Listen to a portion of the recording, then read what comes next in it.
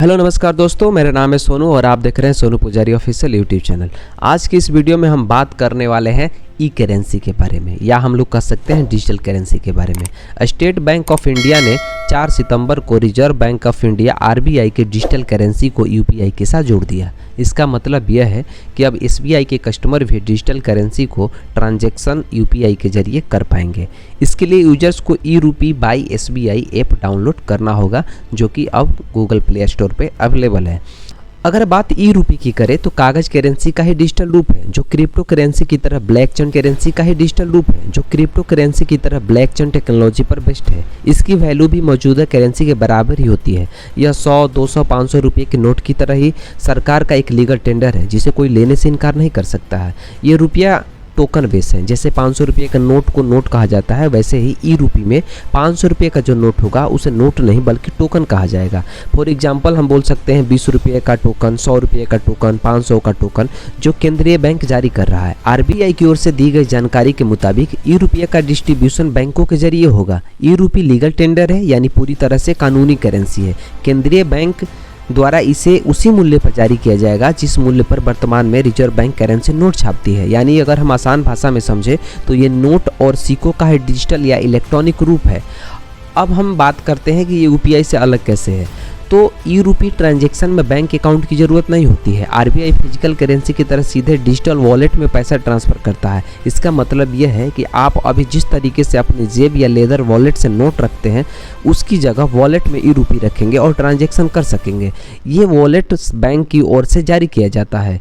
तो चलिए हम गूगल प्ले स्टोर पर चलते हैं और देखते हैं कि ये एप्लीकेशन कैसे डाउनलोड होगा। तो हम जाएंगे, यहाँ पर लिखेंगे ई रूपी बाई एसबीआई। हमने पहले से डाउनलोड करके रखा था, तो हम इसको यहाँ से डायरेक्टली ओपन करेंगे। जब ओपन करेंगे तो हमारे सामने एक इंटरफेस आएगा।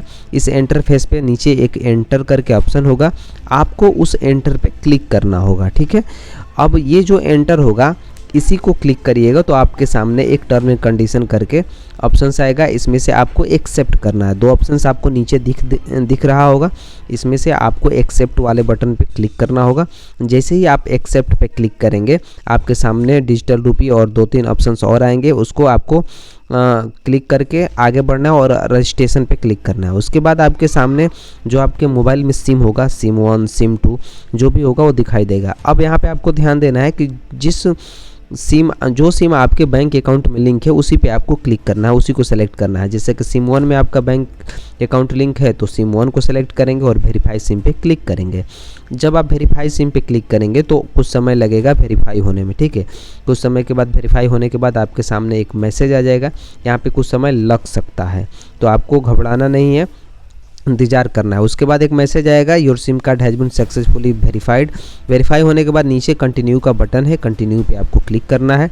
कंटिन्यू पे क्लिक करेंगे तो आपके सामने एम पिन सेट करने का ऑप्शन आएगा। अगर आपके फिंगरप्रिंट है तो फिंगरप्रिंट लगाइए, नहीं तो पासवर्ड अपना डालिए मोबाइल का, वो आगे बढ़ जाएगा। उसके बाद यहाँ पे आपको जो बैंक अकाउंट में नाम है वही नाम यहाँ पे टाइप करना है। और कभी कभी अगर आपका केवाईसी नहीं हुआ होगा तो आपको केवाईसी करने को बोलेगा, तभी आगे बढ़ेगा, नहीं तो यहाँ से आगे नहीं बढ़ पाएगा।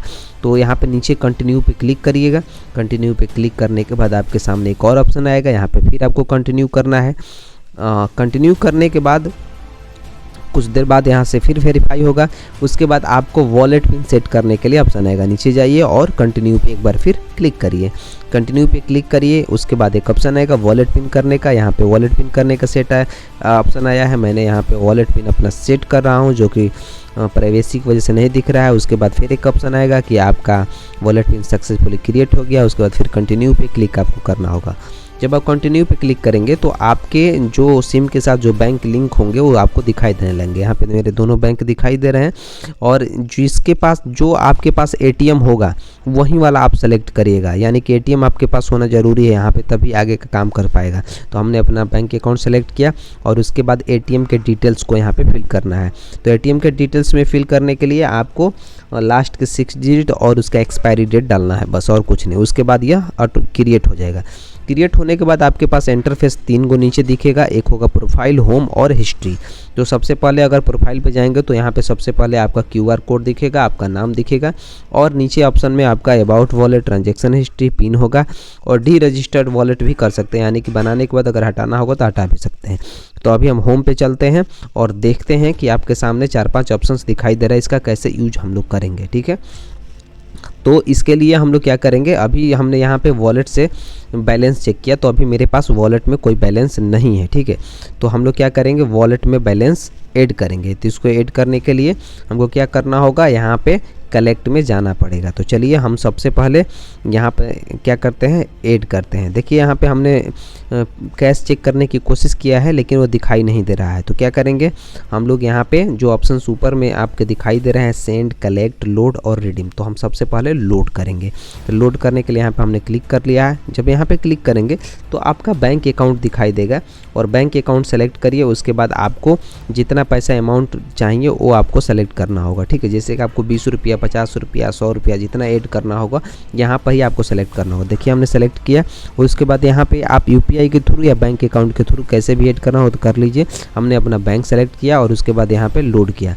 हमने यहाँ पे लोड डिजिटल रूपी पे क्लिक किया, हमने 20 रुपये सेलेक्ट किया है और यहाँ पे डिजिटल रूपी लोडेड सक्सेसफुली करके एक ऑप्शन आ गया। उसके बाद हम लोग यहाँ से फिर बैक आ जाएंगे। बैक आएंगे तो आप देखेंगे कि आपके सामने एक डिजिटल रूपी आ गया होगा। इसको देखने के लिए आप यहाँ जा सकते हैं, कलेक्ट पे जा सकते हैं, सेंड पे जा सकते हैं। ठीक है, तो चलिए हम लोग यहाँ पे वी वॉलेट में पहले अमाउंट देख लेते हैं, पैसा आया है या नहीं आया है।